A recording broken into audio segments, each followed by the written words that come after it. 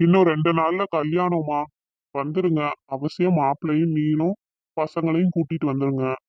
அவசியம் எல்லாரும் வந்துருங்க. கண்டிப்பா பிள்ளைங்களையும் கூட்டிட்டு வரணும். நீங்க 2 பேரும் வந்துருங்க. அண்ணி, அண்ணி, 2 பேரும் அவசியம் கல்யாணத்துக்கு வந்துருங்க. 2 நாளைக்கு முன்னாடியே வீட்டுக்கு வந்துருங்க. பசங்க 2 பேரையுமே கூட்டிட்டு வாங்க. நீங்க தான் முன்னாடி இருந்து எல்லாத்தையும் நடத்தணும். இப்பயாச்சும் வந்து சொல்லணும்னு தோணுச்சு. திடீர்னு தானே கல்யாணத்துக்கு முடிவு பண்ணுச்சு. ஒரு 5 நாள் இருக்கதான் முடிவு பண்ணோம். ஏன் யாரும் இல்லாத அனாதை மாதிரி ஒரு நிச்சயம் கூட வைக்காம ஏன் இப்படி கல்யாணம் பண்றீங்க? அவருக்கு அதெல்லாம் விருப்பம் இல்லனே.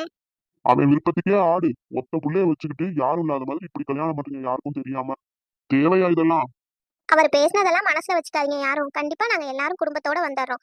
என்ன வந்து செய்யணுமோ அதை செய்முறை செய்ய வேண்டியது எங்களோட பொறுப்பு. முன்னாடி நின்று எல்லாத்தையும் நல்லபடியா செஞ்சு கொடுத்துடலாம். ரொம்ப சந்தோஷம்மா. அப்ப நாங்க கிளம்புறோம். என்னது கிளம்புறீங்களா? அப்படிலாம் போக விட்டுருவேனா? மத்தியானம் சாப்பிட்டு தான் போகணும்.